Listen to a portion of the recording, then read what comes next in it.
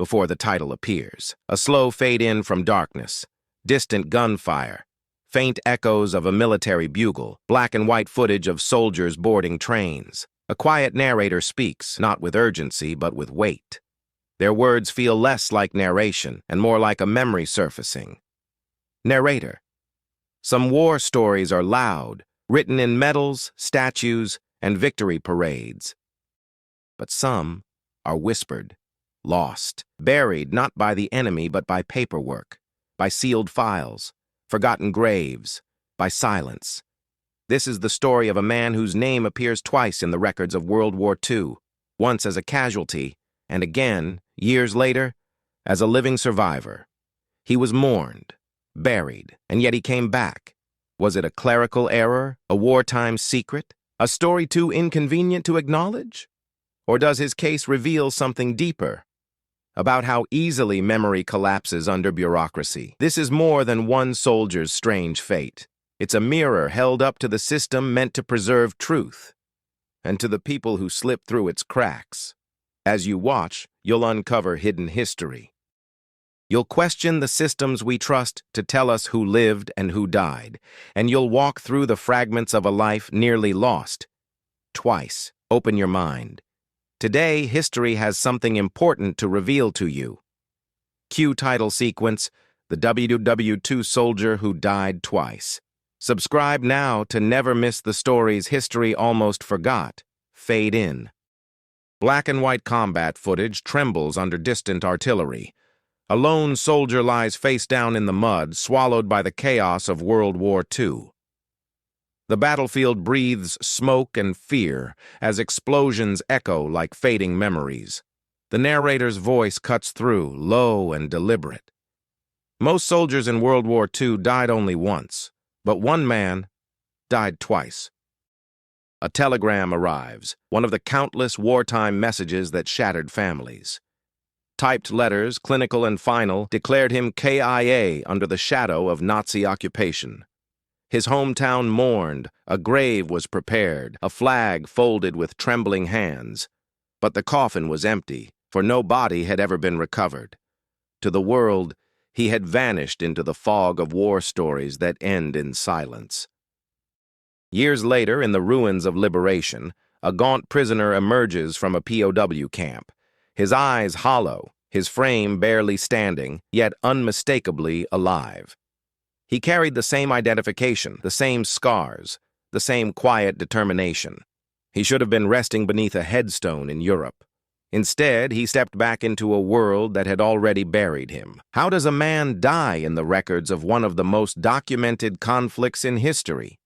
How does he return from the depths of wartime secrets to reclaim a life erased? His trail cuts across intelligence files, fragmented archives, and forgotten heroes. Misfiled reports, chaotic frontline communication, and resistance fighters' testimonies collide. His existence becomes a puzzle assembled from the classified documents of a broken system. 2 graves bear his name, one overseas, one at home. Etched in cold stone. 2 death certificates stamped with wartime certainty. 2 narratives running in parallel, neither capturing the full truth. The deeper the investigation goes, the more the official story fractures. History begins to whisper that someone was meant to be forgotten. War stories like his challenge the integrity of the record itself. He survived battles, captivity, starvation, yet he could not escape paperwork. A living man navigating a world convinced he no longer existed. A ghost wandering through the aftermath of World War II, unrecognized by his own government. His journey blurs the line between loss, identity, and the consequences of bureaucratic error. This is a story uncovered through archives, testimonies, and long-sealed files.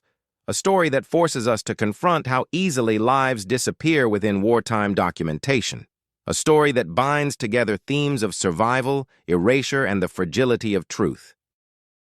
It reaches beyond one soldier, touching the broader hidden history of the era. It asks us to witness what happens when a man dies twice, but refuses to be forgotten. Conclusion: this is not fiction, this is history forgotten. Until now.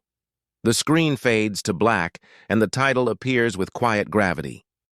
The WW2 soldier who died twice, and beneath it, a soft reminder born from the archives of World War II, subscribe now, because history is still speaking. Faded family photographs drift across the screen, worn at the edges by time. A small-town birth certificate, a boy standing beside a wooden fence, unaware of the World War to come. He was not born into history, but into dirt roads, church bells, and Sunday dinners. Before the archives, before the battlefield, he was just someone's son, and like thousands of young men, he would answer a call he never fully understood. His name was ordinary, common enough to disappear among the ranks. But behind it was a life that would defy the limits of record-keeping. Born in the American Midwest, or perhaps a British mining town, his roots ran deep into working-class soil. He left behind a mother who prayed and a brother who followed his footsteps into uniform. Their voices, preserved in letters, still echo with pride and unspoken dread. What dreams did he carry before the world shattered? Did he hope to be a farmer, a teacher, a father someday? Or was he, like so many others, swept into a conflict not of his making? These are the questions the archives don't answer. Only his silences do. He wrote home with humor, but between the lines lived a quiet fear. The 1940s were a time when boys became soldiers overnight. From high school dances to basic training in less than a season, the transition was swift, brutal, and without pause. The man he would become was forged in that liminal space. Not yet a hero, not yet a ghost, just a number in a growing army. His personal belongings, scrawled notes, a family photograph, a Bible tucked in a rucksack, would one day be all that remained in his footlocker. Those objects, preserved in dusty museum drawers, tell stories that documents omit. They remind us that every name on a wall once had a voice. And this voice, silenced too early, still asks to be heard. Why do we forget names like his, even when they appear twice in death records? How does a life so deeply disrupted become so easily lost in wartime bureaucracy? His story is not unique, but that's what makes it urgent. He represents thousands whose files are incomplete, their legacies scattered, and yet somehow he rises again through what little was left behind. The last line in his final letter reads, "I'll write again soon, I promise." But no more letters ever came, just silence and a declaration of death. In that moment, his life paused, not ended, just paused, waiting to be rediscovered, not only in military records, but in the hearts of those willing to remember. Newspaper headlines slam against the screen. War declared. Sirens wail in distant cities. In small towns, radios hum with urgency as names are called to enlist. He stands in line, head high, unaware of how deeply war will carve into his life. Behind him, mothers cry. Ahead of him, boots wait, shining and new. He takes the oath like countless others, stepping into history's shadow. The world is changing. Across Europe, Nazi occupation tightens its grip. Entire nations fall, resistance fighters rise, and allies scramble for footing. He's assigned to an infantry division, ordinary, unremarkable, unprepared for what awaits. War doesn't ask if you're ready. It simply takes you, and soon he will be swept into operations far beyond simple patrols. Training films and pamphlets speak of honor, duty, and quick victory. But the men know better. Whispers of failed landings and ambushed regiments spread fast. They learn to shoot, to march, to obey orders without hesitation. And in their eyes, something changes, naivete replaced by survival instinct. They're told they're fighting for freedom, but first, they must survive. The call to war isn't just a trumpet, it's a weight. He writes home, says he's proud to serve, even though fear lurks beneath his words. Each letter becomes a fragile thread tying him to a life that now feels distant. His family keeps every envelope, not knowing it may be the last. And somewhere, far away, enemy forces plan a trap he'll never see coming. As his unit deploys, the rhythm of peacetime vanishes completely. They are soldiers now, nothing more, nothing less. There is no room for identity, no time for reflection, just movements, orders, rumors of enemy positions, and sudden disappearances. In the distance, war awaits, and it is always closer than they think. He boards the transport ship, one foot still in youth, the other in uncertainty. The waves carry them toward occupied territories, under skies veiled with tension. Around him, laughter masks anxiety, songs are sung, cigarettes passed. But when the engines roar and the coast disappears, no one speaks. Only silence, and the quiet understanding of what might never return. He doesn't know the place he's headed will mark the first end of his story, nor that the battlefield will swallow his name into conflicting archives. For now, he belongs to the army, to war stories yet unwritten. And this chapter, his deployment, is where the lines between soldier and symbol begin to blur. He didn't know it, but the war would take him further than any battlefield. The barracks hum with life, laughter echoing through tin roofs and muddy courtyards. Men from different cities, classes, and beliefs are welded into a single unit. Boot camp is a crucible, shaping them with sweat, bruises, and silent agreements. He finds a few friends who will become brothers, bound not by blood, but by fear. And in those friendships, he begins to find his strength. They drill by day and write letters by night. They swap photos, ration chocolate, and share memories of lives left behind. One friend talks of joining the resistance if captured. Another hides a stutter behind bravado. They make jokes, but their eyes betray the burden of what lies ahead. In war, humor is the last line of defense against despair. Drill instructors bark commands like thunder, breaking habits and building reflexes. No movement is casual. Everything has consequence. In these fields, failure means someone dies. The mud on their boots becomes a symbol of transformation. Each day brings them closer to the front line and farther from themselves. They share secrets they never told their families, fears of death, guilt over leaving loved ones, doubts about what they're fighting for. Their bond deepens with each confession and each march. In these fragile human moments, we glimpse the soul of every forgotten hero. These are the men history forgets, even as it writes their names in stone. He writes home about one friend who always carries a harmonica. He says the music reminds him of Christmas. It's a detail so human, so small, that it becomes everything. Because when you're preparing for war, it's not the enemy you fear most. It's losing what makes you feel alive. Photographs taken during training later appear in military archives, grainy reminders of boys in uniforms still too big for their shoulders. Their stories will scatter, some into medals, others into the dirt. But here, before the storm, they are whole. Together, they represent a brotherhood no bullet can erase. Before he departs, he sends one final letter home. "Don't worry, Mom. I'll be back soon." The letter will be saved in a drawer for decades, yellowed and folded. And it will be read again by strangers searching for the man lost to wartime secrets. But at that moment, it was just hope, sealed in an envelope. The ship lurches across gray waters, carrying soldiers toward occupied Europe. Waves crash against steel hulls as the wind grows colder, sharper. Men stare into the dark horizon, imagining the enemy's guns already waiting. The air tastes like salt, rust, and tension, war stories about to begin. He grips the railing, heart pounding beneath his uniform.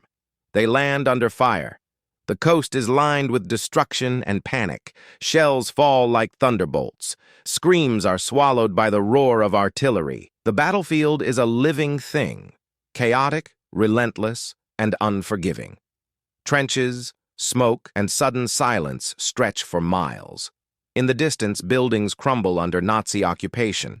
The enemy is everywhere and nowhere. Civilians hide behind shuttered windows, unsure who to trust. Whispers of resistance fighters filter through the chaos. Classified orders change mid-mission as lines shift unpredictably. His mission, once clear, dissolves into fragments of confusion. The cold seeps into their bones. Supplies run thin. Each step forward might be a step into an ambush. He sees his comrades fall, some instantly, others crying for mothers who will never know. This is not the glory promised in recruitment films. This is survival, minute by minute. Maps don't match the terrain. Communication falters. Their unit is separated during a sudden retreat. His last known location is marked in a report, then scratched out. From there, nothing, only silence. Another name added to the growing list of missing soldiers. Some say he was captured. Others say he died in the rubble of a ruined farmhouse. But no one knows for certain, and the official record only says, presumed killed in action. No witness, no body, just absence. And that absence becomes his legacy. There is no ceremony, no proper goodbye, just one more telegram delivered to a home already preparing for the worst. And across the ocean, in a government office, his name is filed under death. The archives close the book. A funeral is held, a grave is dug, but the man it honors is not dead. The sky over his hometown is gray when the telegram arrives.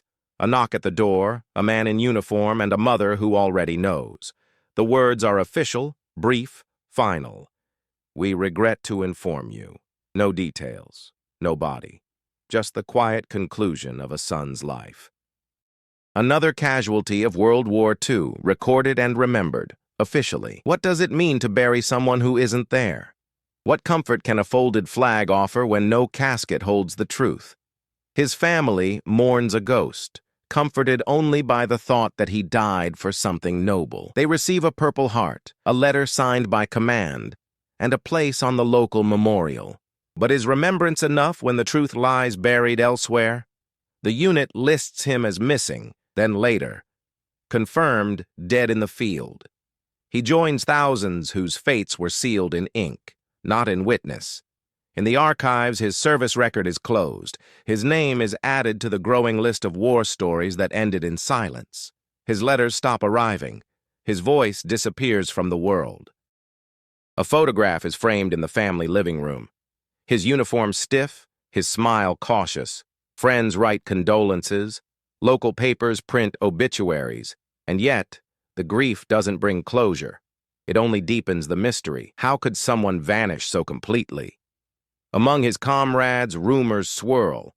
Some say they saw him after the ambush. Others believe he was captured, but no report confirms it. No search mission is sent. In wartime, mysteries are buried quickly, to protect morale or to forget. And so, the first chapter of his life is closed. But war has a way of distorting time. The soldier who was declared dead still breathed behind enemy lines.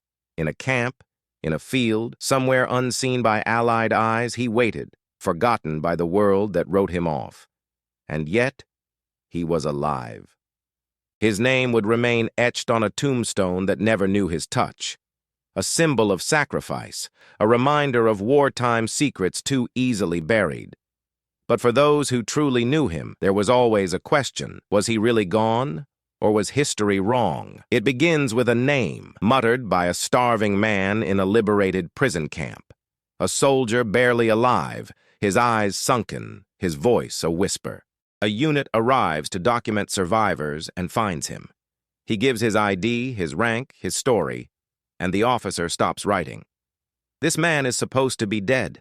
He is not a ghost, not an imposter. His fingerprints match, his story aligns. He remembers names, code phrases, missions lost to time. But when the report reaches headquarters, it causes confusion, not relief, because the system already closed his file. Military intelligence doesn't know what to do with a dead man who speaks. Questions pile up. How did he survive? Where has he been?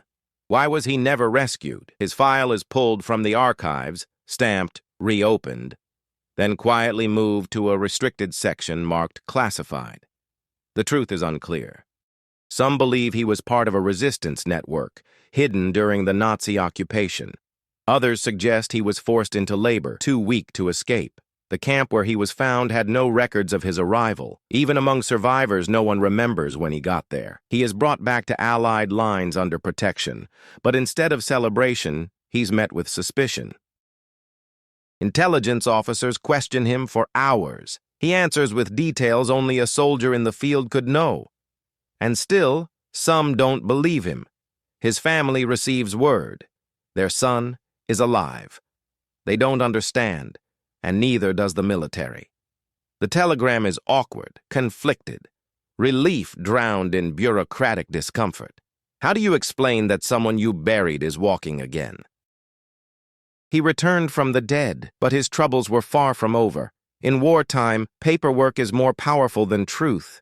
He would learn this the hard way, because to be alive is not enough. He must now prove he exists, and for a man erased by the system, that may be the greatest battle of all. The newspapers print it like a miracle. Soldier declared dead, found alive. His face, now hollow and pale, appears beside headlines of victory.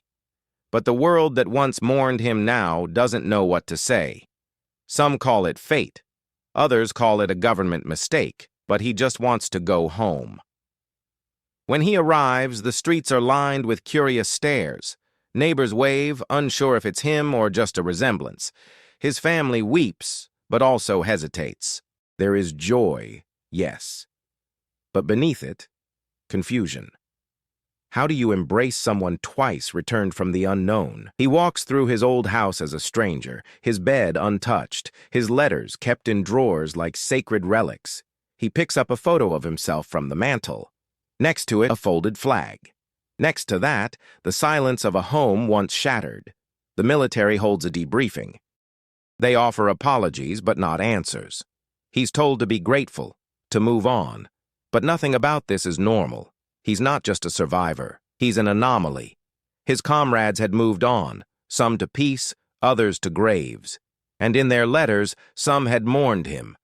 Now he writes them again, unsure how to sign his name. Alive? Still enlisted? Or something else entirely? He tries to rebuild, but the systems around him resist. Pension delays, medical care denied.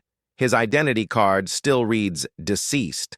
The town sees him, but the government does not, and every attempt to fix it runs into another sealed file. His story should have ended here. Alive, home, safe. But history wasn't done with him yet, because a name in a file is easier to bury than to restore. And what was lost once might still be lost again. He stands at the desk of a clerk who can't meet his eyes. She reads from his file, confused, apologetic. "It says you're deceased," she says quietly. He holds up his dog tags, his scars, his breath. "I'm standing right here," he replies. But it doesn't matter. The military records haven't been corrected. His file is closed, marked final, sealed in the archive, and every benefit owed to him, pension, housing, medical, is denied, because in the system's eyes, he is a ghost, alive in flesh, erased on paper. He files petitions, appeals, letters to officials. Each reply is the same: delayed, rejected, redirected. They need proof, more proof than his living body. And the burden falls on him to undo the government's mistake. No one knows who has the authority to fix a dead man's life. He tries to marry, but can't sign a marriage license. He tries to work, but his ID doesn't match any database. He is denied insurance, unable to collect his own mail. His name, once honored on a memorial wall, now locks him out of society. How do you function in a world that refuses to see you? Friends try to help, but quickly realize the situation is beyond ordinary failure. His case is passed around: military, civil, intelligence. No one wants to claim responsibility. Each department insists it's not their problem. Even among veterans, his story is met with disbelief. He becomes tired, withdrawn, slowly fading into the margins. He jokes darkly that he might as well still be dead. And in many ways, he is. Not because he died in the war, but because the system never allowed him to return from it. Imagine being alive, but invisible to the world. Imagine surviving hell only to be undone by a filing cabinet. This is not just a personal tragedy. It is a reflection of how bureaucracy buries more than just bodies. It buries the truth. He begins again, this time not on the battlefield, but in court. Documents are gathered, affidavits signed, testimonies prepared. A legal team volunteers to help, stunned by the case's absurdity. In a courtroom lit by fluorescent light, he fights not for justice, but for recognition. What does it mean to fight for the right to exist? Again. Isn't survival in World War II proof enough? Must a man defeated by war also defeat the paper trail it left behind? He sits before judges who read his file like fiction. Some smile, some shake their heads. None offer clarity. Journalists catch the story. Local newspapers publish updates. Other veterans come forward, remembering fragments that confirm his truth. His name starts to circulate again, not as a casualty, but as a contradiction. He's not alone, and slowly, others lost in the system begin to surface. Veterans' organizations rally behind him. His case becomes symbolic of a larger failure. How many others were misrecorded, misfiled, forgotten?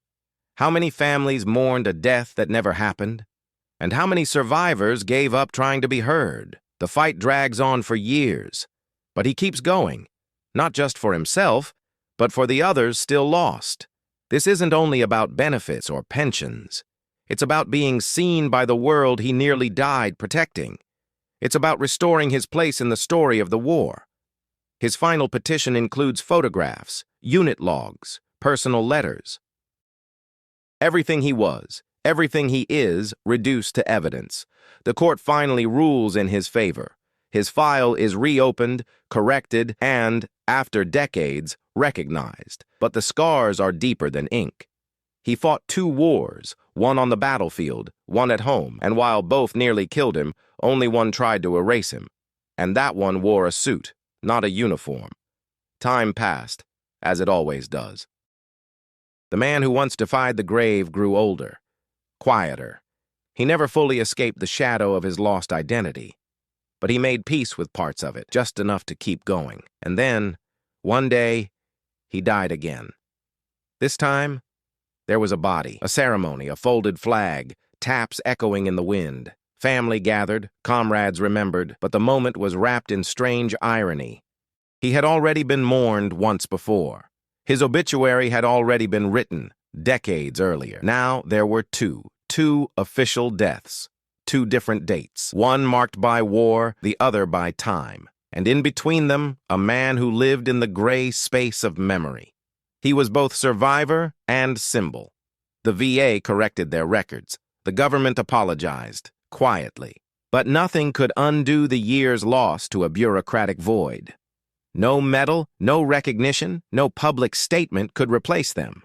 Because history is not just what's written down, it's what's forgotten. And who pays the price for it? His grave now sits beside the one prepared for him decades earlier. 2 markers, same name, same man. Visitors often mistake them as father and son, but those who know the story understand they mark the same life, split in 2. His death became a headline again. Soldier dies for the 2nd time. But this time the tone was different. He was remembered not as a casualty, but as a witness to the cracks in our systems and the weight of forgotten truth, a man whose very existence challenged the records meant to preserve him. How do you die again? The answer lies in the silence between 2 memorials, and in the fragile line between remembrance and disappearance. He passed on, but this time, he left a trail that could no longer be erased. The camera pans slowly across a military cemetery. Marble headstones stretch into the mist, each one bearing a name, a date, a legacy. But here, 2 graves hold the same identity. 2 markers, 1 man. A contradiction carved in stone. One grave lies in Europe, placed by Allied forces after his first death. A name engraved with honor, surrounded by others lost in the same region. Families visit, place flowers, unaware the man they mourn lived for decades more. Across the ocean, the 2nd grave tells a different story.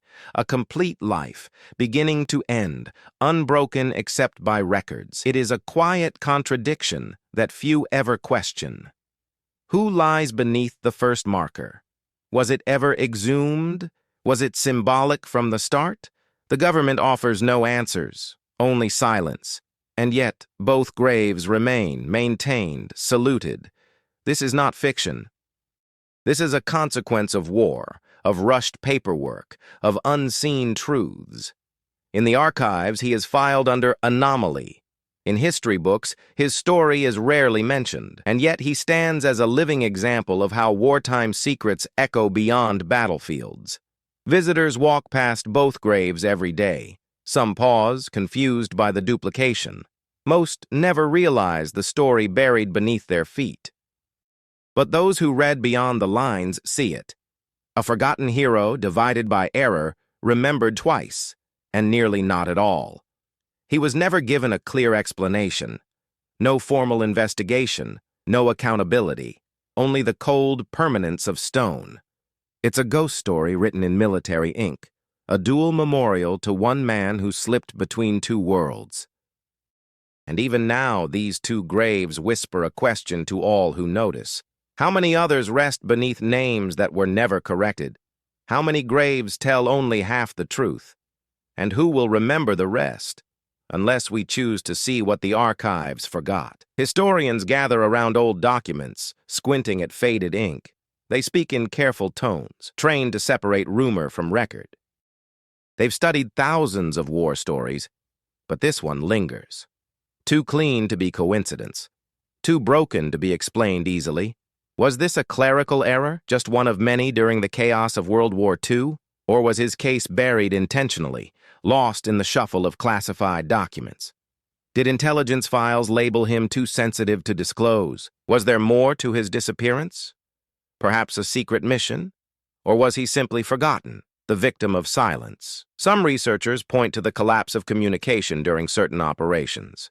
Others reference reports of resistance fighters hiding POWs under false names. The Nazi occupation created shadows where records became unreliable.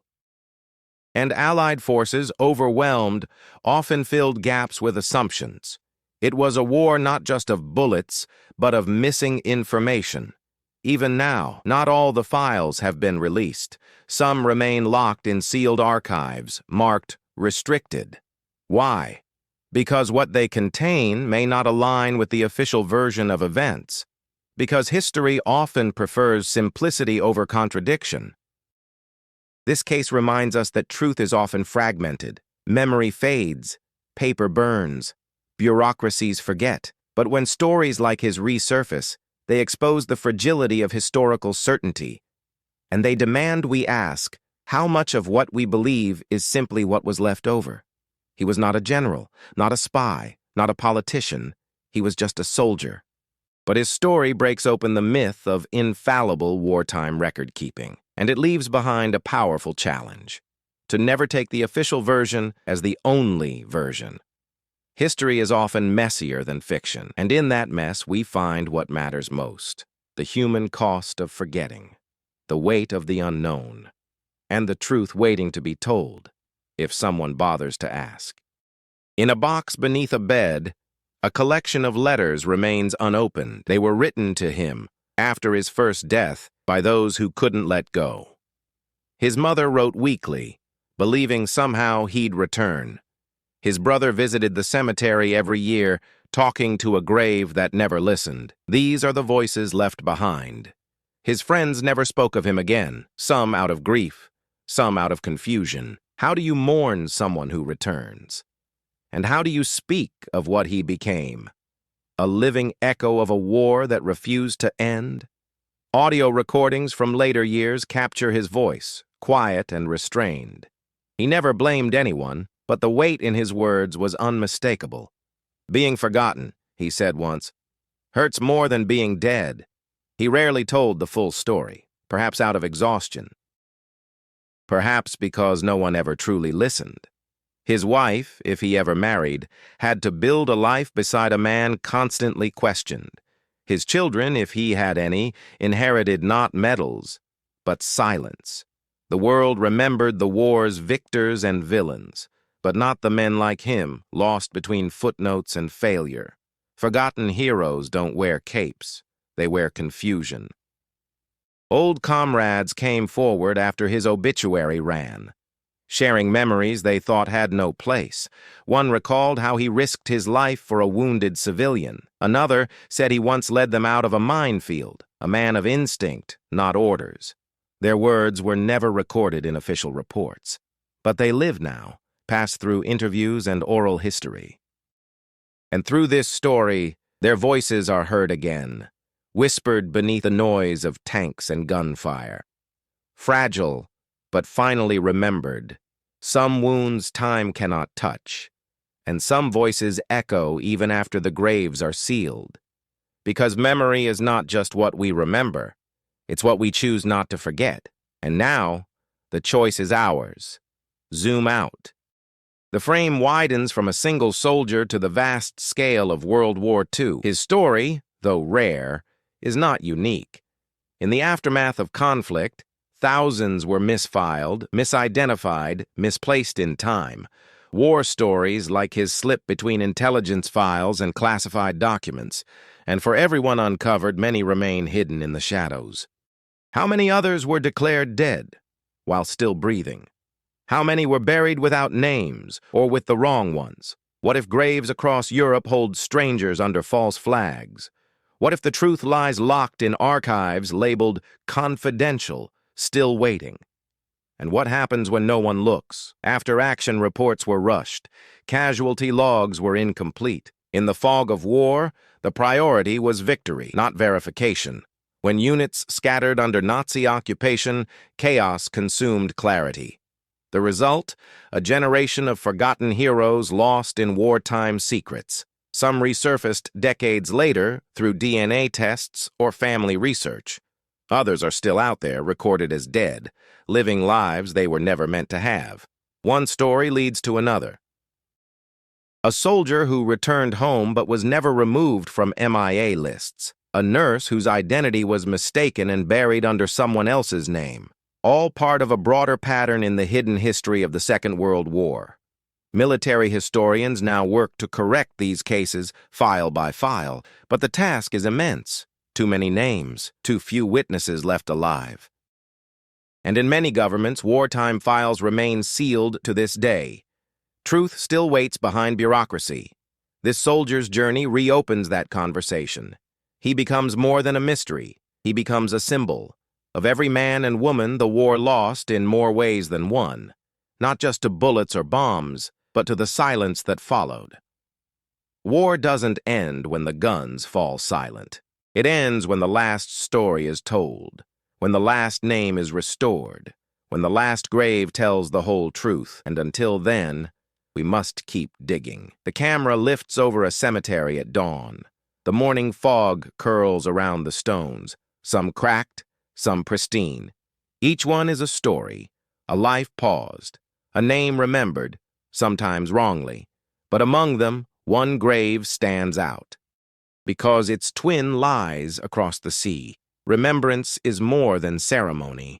It is the duty to carry truth forward, to ensure that sacrifice is not confused with statistics. This soldier, once erased, now forces us to confront, what do we owe the people we misremember? He didn't ask to be a symbol, but now he represents the fragility of historical record, the flaws in the systems we trust to preserve memory, and the moral cost of forgetting. Because forgetting isn't just a mistake, it's a wound. In war, every name counts. Every soldier lost to paperwork deserves to be found. The archives are full of ghosts, waiting for someone to ask, who was he really? His story teaches us that remembering isn't passive. It's an act of recovery, of justice, of dignity. So many of our records are digital now, but they were once typed, handwritten, burned, buried. What happens when those fragile papers crumble? Do the names go with them, or do we fight to preserve them one at a time? To be remembered is to exist beyond the moment. It is to be restored, name by name, face by face. And it begins not with governments, but with ordinary people asking questions, digging through letters, revisiting war stories, choosing to look closer. To be forgotten is to die a third time, but to be remembered, truly remembered, is to live again. And in that memory, history breathes, not as myth, not as numbers, but as names, returned to the light. The narrator now turns toward the camera. The tone shifts. Not louder, but more personal. This isn't just a story. It's a question. How many more names are waiting to be found? How many more soldiers never made it home, even if they survived? Start with your own family. Dig into old letters. Open those boxes tucked away in attics. Talk to grandparents. Look through wartime photos, because sometimes the archives begin at home. And sometimes the answers we seek are already in our hands. Support veteran remembrance efforts. There are groups working to restore files, correct records, locate unmarked graves. These organizations rely on stories like this one.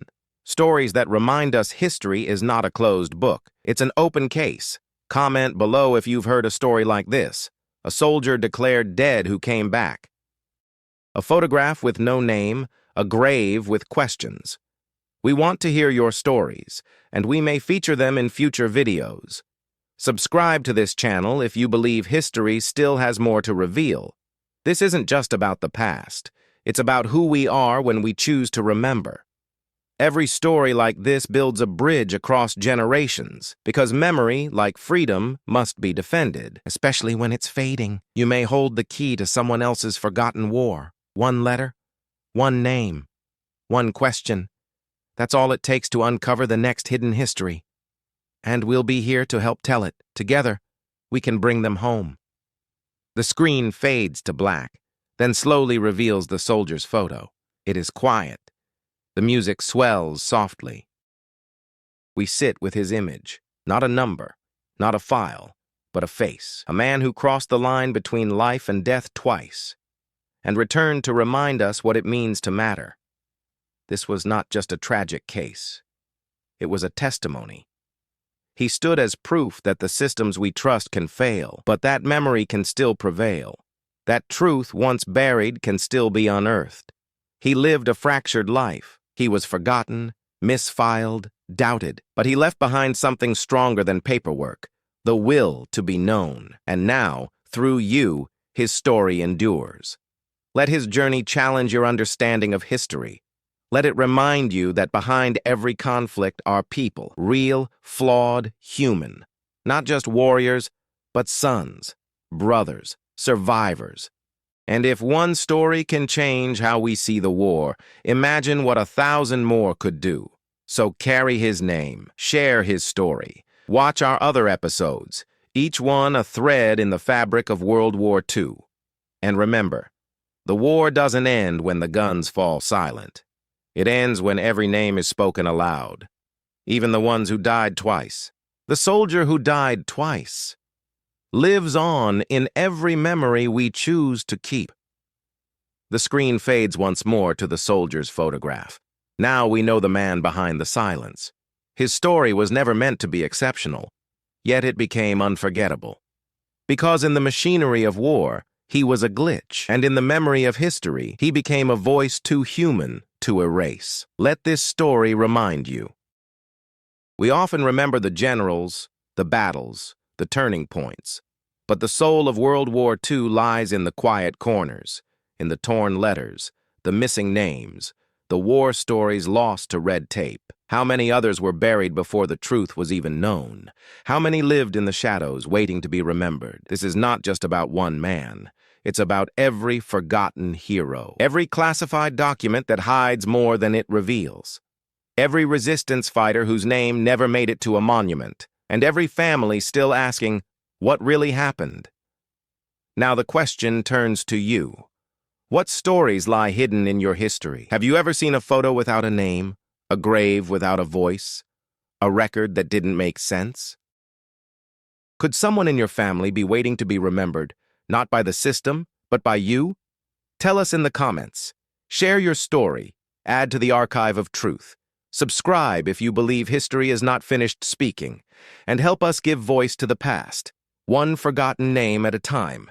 Because we don't just preserve memory, we fight for it. The true soldier fights not because he hates what is in front of him, but because he loves what is behind him. G.K. Chesterton.